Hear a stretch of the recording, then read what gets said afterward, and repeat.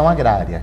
Agora, o movimento sindical, sempre dentro de uma legalidade, escravo de uma legalidade, em toda a sua história não conseguiu avançar quase nada em termos de reforma agrária. Porém, a partir de 1980, da década de 80, nós temos aquele que conseguiu, com uma determinação, uma luta, uma reforma imensa, que foi o MST, e muito maior do que os sindicatos conseguiram em toda a sua história, né? Em 20 anos, o Movimento Sem Terra consegue desapropriações de terra, assentamentos de famílias, muito mais do que em toda a história do movimento sindical no Brasil. Você confirma essa minha percepção ou tem uma análise diferente? Olha, não só confirmo, mas é muito interessante diversos pontos que você levanta, que é a questão, por exemplo, do Estatuto da Terra. Se nós olharmos por algumas perspectivas, o Estatuto da Terra ele é mais progressista do que a Constituição de 1988. Por exemplo, o Estatuto da Terra ele buscava acabar tanto com o minifúndio quanto com o latifúndio. E a Constituição ela sequer fala em latifúndio. Então, hoje no Brasil, por exemplo, nós temos algumas excrescências. Por exemplo, uma empresa chamada Veracel, por exemplo, no sul da Bahia, que tem 65 milhões de hectares de terra. 65 mil hectares de terra. 65 mil isso hectares. Significa o quê? Por exemplo, só para a gente ter uma... Um hectare de terra é um campo de futebol. Então ela tem 65 mil campos de futebol. Ela chega a controlar vários municípios no sul da Bahia. Inclusive, desperta até a ira dos trabalhadores que foram expropriados dessas terras. Então, hoje a Constituição ela não limita a propriedade no Brasil. É um absurdo. Basta que tenha um poder econômico muito grande e concentra muitas terras.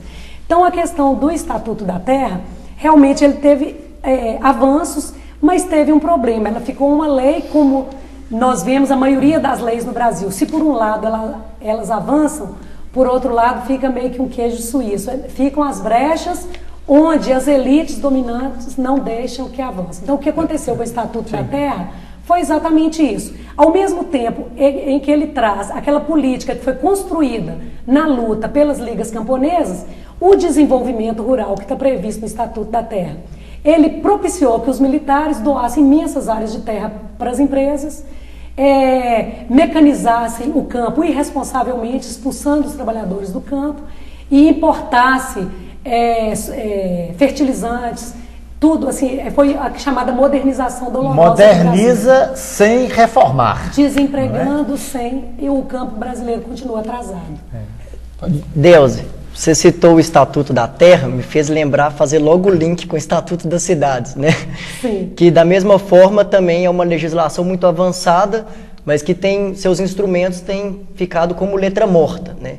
Nesse contexto da luta pela reforma agrária, os militantes que hoje têm uma luta mais urbana, né, que levantam a luta pela reforma urbana, têm como pressuposto dessa luta, né, a bandeira da reforma agrária, entendendo que o avanço tecnológico no campo, né, principalmente com o neoliberalismo, o avanço das transnacionais, cria um excedente no campo, esse excedente migra para a cidade, mas na cidade hoje, a forma como ela é produzida, né, acaba que esse excedente na cidade também se torna um excedente, né, se aglomerando nos morros, nas periferias, sem acesso aos equipamentos, aos direitos fundamentais.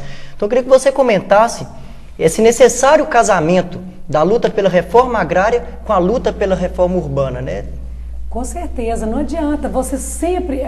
eu assistia hoje a uma entrevista, já mais antiga, com o presidente do INCRA e com o Guilherme Delgado, do IPEA, e ele fala exatamente isso. Não adianta, você atende uma população da reforma agrária, mas os demandantes por reforma agrária, eles continuam chegando. Por quê? Por causa da inundação de áreas com barragens, por causa da concentração da terra no agronegócio, hoje, principalmente para o agrocombustível.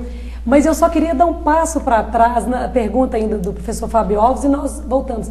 Que ele coloca uma questão muito importante, que é a questão dos STRs, né, que são os Sindicatos de Trabalhadores Rurais.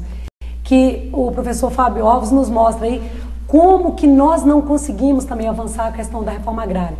Porque houve a cooptação de movimentos sociais no Brasil. Que hoje, Joviana, é muito importante quando nós vemos esse casamento que vocês chamam aí, né, chama casamento, tanto dos movimentos urbano quanto rural, ele é muito importante Exatamente para você ter uma dimensão dos problemas brasileiros, para não acontecer o que aconteceu com os STR. Quer dizer, as ligas camponesas. Com o quê? Com os STR, sindicatos de trabalhadores rurais. Sim. Eles foram cooptados pelos militares, então eles não deram continuidade à luta das ligas camponesas. Uma das formas de cooptação dos sindicatos, que já nos mesmos moldes do Getúlio, era o imposto sindical. O Getúlio Vargas, naquele modelo fascista do Mussolini, ele controlava, ou até hoje no Brasil, como que você cria um sindicato? Você cria uma associação civil, mas quem reconhece essa associação como sindicato é o Ministério do Trabalho. Então ele também está com mão de ferro controlando a sindicalização. E os STR, inclusive, receberam de prêmio a administração do Fundo Rural, na década de 70. Né? Então isso também desmobilizou muito os trabalhadores e hoje você tem uma manobra dos sindicatos usando de alguns recursos do Estado. Este é um risco que os movimentos sociais correm se eles não estiverem muito comprometidos, sabendo desse risco. Quer dizer, você muitas vezes fica contentando com migalhas e o país permanece com um problema gravíssimo, como esse nós estamos assistindo agora, não é da década de 60 não. Expulsão de trabalhadores todos os dias do campo, inchando a cidade. Olha Belo Horizonte, o nosso município não cabe mais de tanta demanda por moradia, e o Joviano, aprendi com ele, né? Estamos lutando hoje não é por moradia, é pelo direito à cidade, porque a cidade se tornou um espaço privilegiado de uma minoria e as pessoas não têm espaço, as pessoas mais pobres no Brasil não têm espaço nem no campo e também não tem espaço na cidade. Deus, eu queria que você voltasse só um pouquinho, porque aí, antes de 64, era o governo João Goulart, que tinha como principal bandeira, uma das principais, as reformas, entre elas a reforma tributária. Como é que era a discussão da reforma tributária naquele momento, governo João Goulart? E você acha que se não tivesse havido a intervenção militar, João Goulart e a equipe dele iriam fazer a reforma agrária? É difícil a gente fazer uma resposta dessa, até porque ninguém tem bola de cristal, né? Mas eu assisti uma entrevista... O clima naquela época? Sim, com a esposa do advogado-geral do João Goulart na época. E ela disse o seguinte, olha, a orientação, a assessoria jurídica do Jango na época, ela falou, você é o legítimo presidente eleito constitucionalmente e você tem que ficar. E ele disse, não vou fazer do Brasil um Vietnã. Os Estados Unidos iriam intervir no Brasil, já fragatas... As ligas camponesas estavam muito fortes, muito internamente, fortes. É uma grande organização. Exatamente, tanto que os trabalhadores do campo foram os primeiros a serem massacrados. Não é? Mas já existia um movimento, não apenas no Brasil, mas em toda a América Latina, e era importantíssimo. Imagina a expressão do Brasil até hoje na América Latina.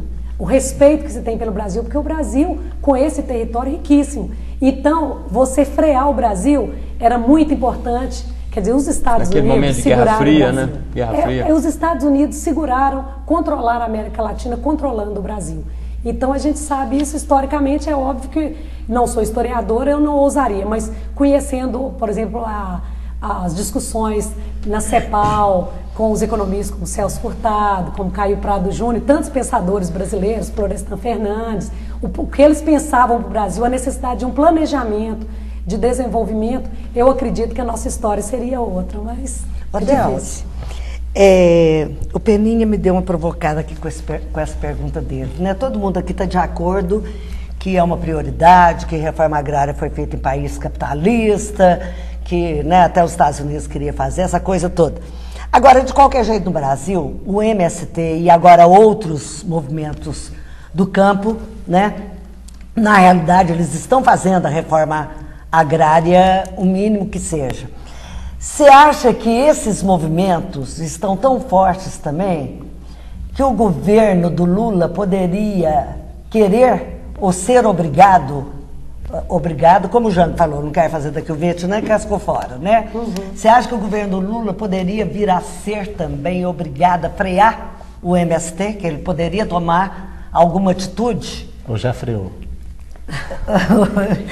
Olha, só uma coisa.